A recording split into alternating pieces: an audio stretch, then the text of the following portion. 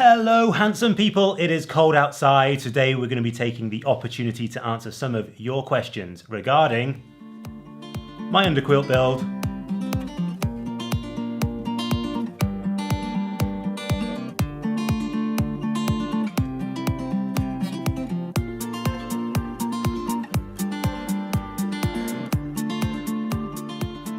Okay, so we're going to be talking about my Costco blanket underquilt build and answering some of your questions and going into a little bit more detail about how I did some of the more intricate parts of that underquilt.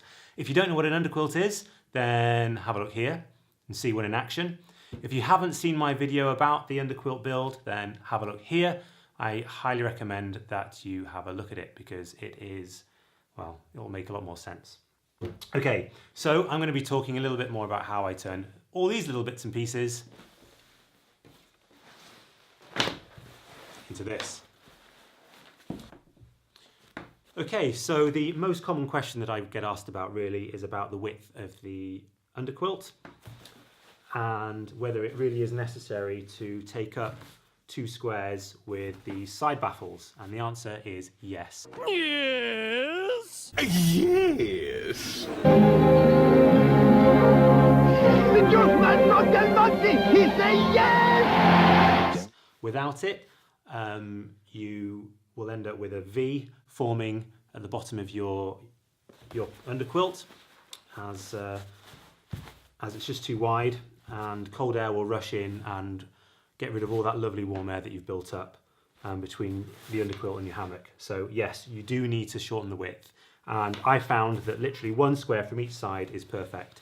And that also lets you create a little bit of a baffle along the side, which is basically acts like a draft excluder and helps create a bit of a pillow and to stop cold air from rushing in and displacing that nice warm air that you have. Another question I get asked is about the end of the hammock. Now, when I made this hammock, I basically created a small baffle at the end. So what I did is I folded 1 square of fabric over onto itself. So I only lost 1 square, so folded it in half. And then I created a channel for my bungee cord and toggle to run through to create the end baffle, which gives it the shape to wrap around your foot and your head of the hammock. Now, that does obviously shorten the length of the quilt, which isn't really as long as you might like anyway. I mean, it's long enough. If you check out my build video, you see that it does fit just fine. I'm just over 6 foot. I'm pretty much 6'1", and this fits me perfectly. Now, I would have liked perhaps having that extra inch or 2 of fabric at each end. So what some people have suggested is that rather than create this baffle out of the hammock fabric, or sorry, the underquilt fabric, I could have stitched a little tube of material along the end and run the bungee cord through that. So that's something that you certainly could try. Another question I get asked is, why have I stitched this webbing strap right the way along both sides of my underquilt for my suspension system? Well, the answer to that is quite simple. Something I've noticed with some hammock underquilt systems is that the underquilt can have a tendency to kind of sag in the middle. So it'll move away from your shoulders and your feet, and it'll all be gathered around your bum, and it'll be sagging underneath. Now that's because if you've just got 2 pieces of tight bungee cord going from end to end as your suspension, and then your hammock is free floating, your underquilt's free floating along that, gravity can sometimes cause it to pull in. And I wanted to try and avoid that, so I experimented with this and found that it worked really well. You can still adjust the position of the underquilt. You can pull it up higher or pull it further along using the bungee cord suspension toggles at each end, but the actual underquilt itself stays tight and taut along its length. It doesn't sag in the middle at all. So basically I stitched some tabs, so I'll come to these in a minute. I stitched some tabs at each end and then stitched that right away along with the machine from end to end on both sides, and that works really well. The suspension system is quite simple. It's just a length of bungee cord tied at one end with a knot through one loop, and at the other end it gets threaded through the other loop and then onto just a simple push toggle.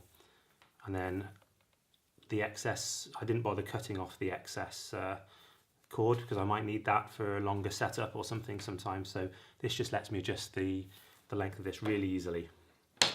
So they're stitched on before. Basically what I do is I create a little loop and then I stitch it on with the sewing machine a couple of times, do a little run along there, or do a little box stitch. In that side I did a little box stitch, so you stitch a little square and then a little cross in the middle. Okay, now the tabs for the end baffles are stitched inside. Now that's simply just a little piece of webbing that I fold over and make a loop like that, and then I'll stitch and then cut. So obviously I'll use an end piece. Obviously this is a strap that I've made, so I'm not going to cut this. But basically, if you imagine that's an end piece, I'll just fold it over, stitch on the machine, and then cut, and then I will stitch that onto the this side. If I loosen this off, you'll see a lot better. Okay, so there's the end of my underquilt there, and I've just literally just stitched the tab on